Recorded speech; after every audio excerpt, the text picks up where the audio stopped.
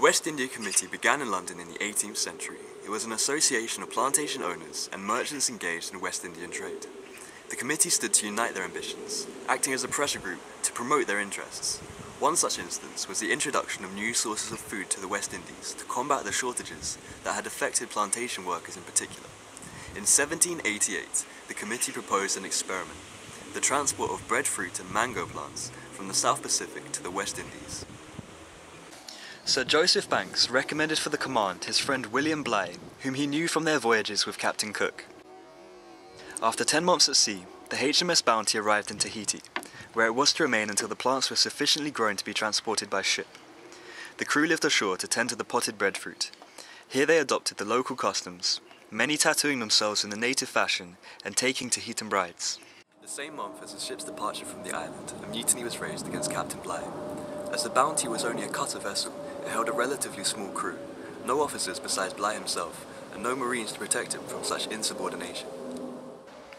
The master's mate, Fletcher Christian, seized all firearms and led a minority in surprising the captain where he slept. The entire affair concluded with no bloodshed.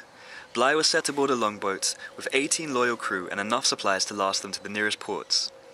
After losing a crew member to hostile natives in Tafua, Bligh undertook the seemingly impossible 3,618 nautical mile voyage to Timor in Indonesia. In this remarkable act of seamanship, Bligh's vessel arrived after a 47-day voyage that would not have been possible if not for his navigational instruction under the famed Captain Cook. Here he waited for transportation back to England to report the theft of the Bounty and send a force to ensure its retrieval. The mutineers attempted to settle on the island of Tubuai, though after months of fighting with hostile natives, they returned to the freedom and sexual license of Tahiti. 16 mutineers remained on Tahiti, only to be captured by the HMS Pandora and subsequently died in her holding cells as she wrecked against the Great Barrier Reef. Meanwhile, Fletcher Christian, with the 8 remaining mutineers, 6 Tahitian men and 11 women, set sail in the Bounty, hoping to elude the Royal Navy. Their quest for a safe haven led them to rediscover Pitcairn Island, 3,500 nautical miles from any other land. It had been misplaced on the Royal Navy's charts. Everything was removed from the Bounty, and the ship was burnt to prevent its detection. 35 years later, on Christmas Day, 1825, the HMS Blossom arrived at the island. Its captain found 1 remaining mutineer, the rest having died from alcoholism or murdered in bids for control of the island. To this day, Pitcairn remains a dependency of the United Kingdom. Inhabited by the 48 descendants of the island's original settlers, it is the least populous jurisdiction in the world.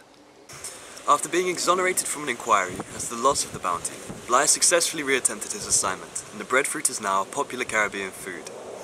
He rose to the rank of Vice Admiral, yet his voyage on the Bounty defines his resting place. Here the statue of the breadfruit, incorporated into the design of his tomb, is commemorated atop the columns of Lambeth Bridge. An action of the West India Committee that led to a more significant contribution to the city than these small architectural features was the creation of the Thames River Police. With the transition in England from a rural to an industrial economy, London's population grew exponentially. Enormous numbers of those attracted to the wages of urban life failed to secure any employment and settled in appalling slums, creating an atmosphere that bred crime. Meanwhile, merchant traffic on the Thames grew at an astounding rate, with an estimated yearly value at £60 million, making the river the most frequent target for thieves. As of 1798, there were no docks on the river, and all goods from the hundreds of ships arriving and departing daily had to be transferred by barges. Indeed, most cargo that was to go missing disappeared at the hands of these river workers. At least half the overall losses fell on the West India merchants, who wasted even more money on prosecutions and rewards. John Harriot, a seafaring entrepreneurial character, devised a scheme to police commerce on the Thames. He eventually joined forces with Patrick Colquhoun, a judicious London magistrate who had already propositioned the West India Committee with a similar idea. The Thames River Police began as a team of 60 men, armed with cutlasses and operating in rowboats. It swiftly grew into the largest regular professional police force of its time, so effective as to draw a mob of hundreds to its headquarters on one occasion, enraged at the loss of their supplementary income. Though effective, the efforts of the Thames River Police did not satisfy everyone. Robert Milligan, a wealthy merchant and ship owner, returned from managing his Jamaican plantation outraged at losses due to theft and delay at London's riverside wharves. He subsequently headed a group of powerful businessmen, including George Hibbert, the chairman of the West India Committee, to lobby Parliament to allow the creation of the West India Docks on the Isle of Dogs. It was successfully completed in 1802. Where it was not previously uncommon for up to 1,800 vessels to be on the river in competition for 500 mooring spaces, the new docks between them had the combined capacity to berth over 600 ships. Their design allowed a ship arriving from the West Indies to unload in the northern dock, sail around to the southern dock and load up with export cargo in a fraction of the time it had previously taken in the heavily congested and dangerous upper reaches of the Thames. The cranes were constructed on a new principle so as to occupy a very small space and allow a single man to shift 1 ton of weight.